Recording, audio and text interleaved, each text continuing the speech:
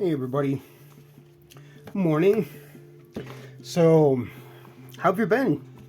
How's this chaotic energy weather treating you? To me, it has been a pretty bumpy road, I must say.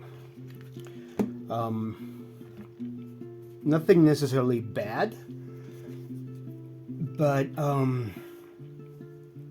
tense. Yeah, and tension is kind of the main theme for this reading. So full moons, I've talked before about how full moons are the end of a cycle that started 6 months ago during the new moon, or a time where things come to light.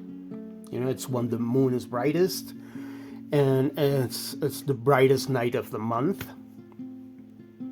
So things hiding in the dark can actually get illuminated. However, I want to talk about something different. In astrology, full moon is what is called an opposition between the sun and the moon. That means they are on opposite sides of a table, let's say. So, when you're sitting on opposite sides of a table, it can be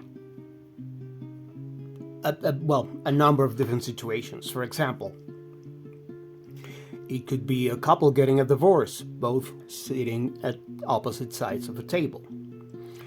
It could be a chess match, both sitting down playing chess. Or it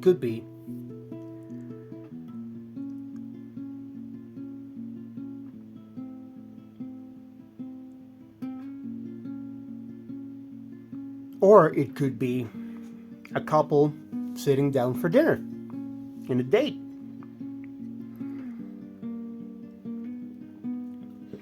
So, an opposition could be understood in different ways, and that tension can be dealt with in different ways. I want to talk about another planet that is joining the sun and the moon in this table here, and that's Uranus. Uranus is sitting in the sign of Taurus, making an aspect that in astrology is called a square, which is also a tense aspect. Now, when planets are sitting in this table of tension, one of the things, or I think the main thing that makes it tense, is the fact that they are in elements that are not compatible with each other. In this case, air, earth, and fire. They're elements that not necessarily get along because they have different natures. However, they do share something in common, which is modality. The modality is the way that that element is going to behave in contrast to those of its same nature. We have three modalities in astrology: cardinal, fixed, and mutable. This full moon and square with Uranus is happening in fixed signs. That means the signs that are about stability, endurance, durability, and preservation. So these are actually the guys that like things that last. However, for them to work together, they need to work through an agreement. They need to work through, let's say, those divorce points in the contract of divorce, or I don't know even what's the right terminology for that. But let's say it's a dinner date, so Uranus could be the waiter in that dinner date. So it's kind of a middle point, Uranus, for the sun and the moon in this tense aspect. So what they need to do is sit down at that table and come to an agreement. If they're open, they will find out that they actually do want the same things. They just come from different places, from different natures, but they need to be open to that dialogue. And believe me, fixed signs can be pretty stubborn sometimes, or most times. That's the way they behave. That's their modality. They don't really like to move. But in this case, they need to find a common ground. So anyway, let's go into the cards and see what that common ground might be. Thank you for your patience. That was a long intro. Welcome. This is me, and this is Hebrew Tarot.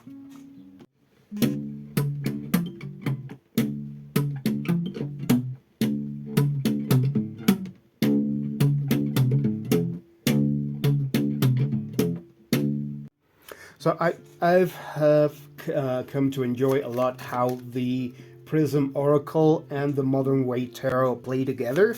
So I'm gonna keep using those for a while, I guess.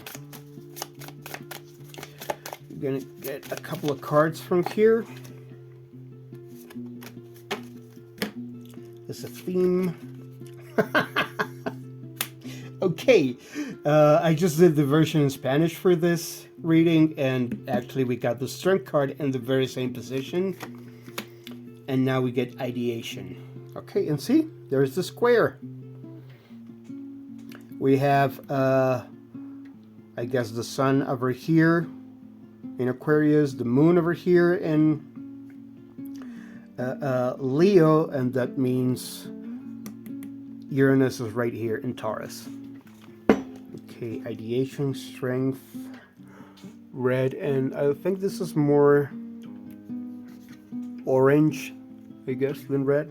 So, okay, so yeah, the lower chakras. Ideation, like Uranus, is creativity.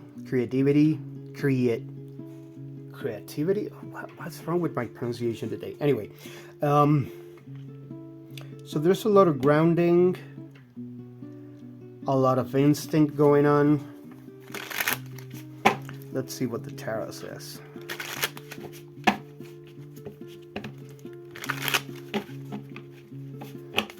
Stability with the column here.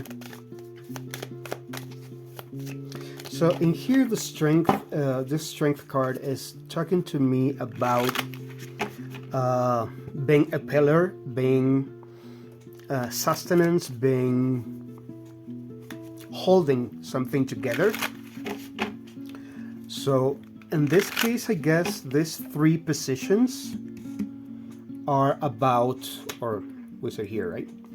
Are about providing stability for something. Holding a roof all together.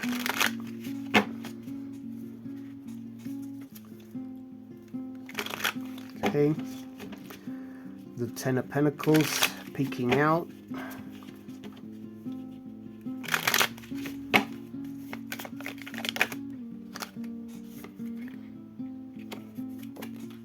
There we go, that red color.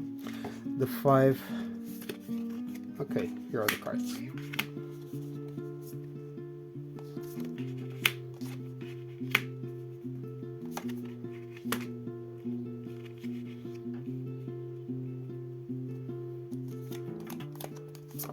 Okay, not that one. Here they are.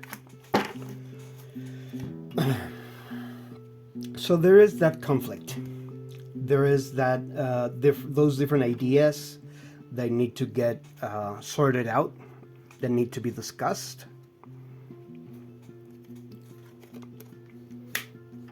Perfect, and that is the end. Well, the idea is that this is the end of a conflict, but we do need to discuss the uncomfortable parts. I don't know where it is that happened, but it does need to come to the table and be talked out. The idea is that this is for a resolution. But yeah, it looks like it's not going to be a comfortable conversation. But again, like I said, these are different natures coming to common ground. The difference between this being the Five of Swords is representative of a... Oh, I forgot the word. What's the word? Well, it represents a lost battle. And this one even represents treason. So what's going to make the difference between this outcome being failure or a defeat, that was the word, but this being a defeat and being an actual positive outcome for all parts, is the attitude which we come to the table. I'm sorry, I don't know what's going on with me today. It's the tension, I guess. We need to let things flow, to let go of the expectation of what the outcome should be, and be open to finding a different solution that will serve all, because there will be an option for that. It's King of Wands, Two of Swords, swords. Wow. Nine of Pentacles in the safe position as the Spanish reading. Queen of Cups. Okay, there we go. So there we have. That's the sun right here, and the moon.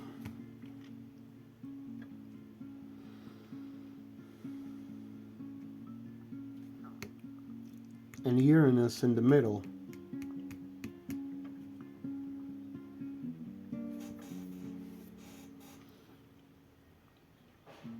So see, we're actually speaking the same language,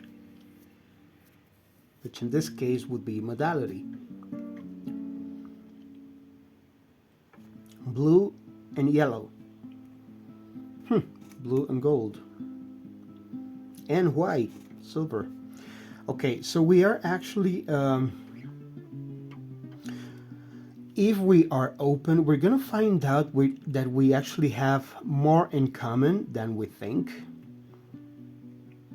Here we have fire, air, earth, and water. We have all four elements speaking the same language of blue and yellow.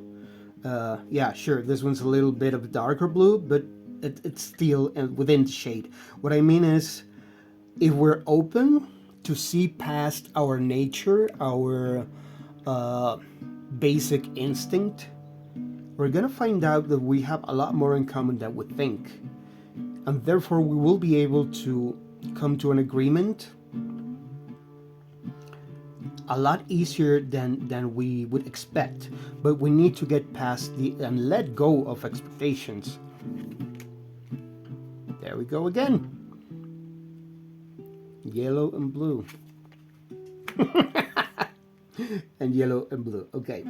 So in order for all of us to feel fulfilled, like this is going to be beneficial for each one of us as individuals, we need to be open.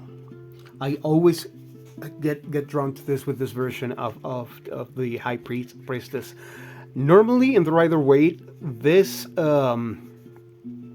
scroll is rolled up.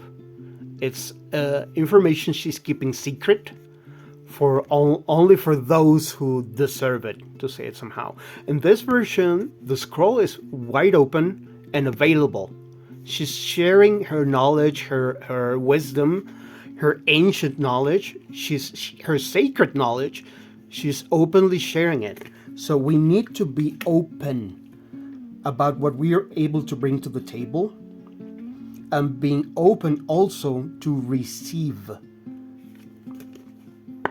This card is a lot about closing up to new opportunities. So this message here is openness is key to work through whatever this full moon energy is going to be bringing on.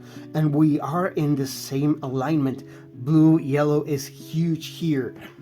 Let me get one final card for confirmation here.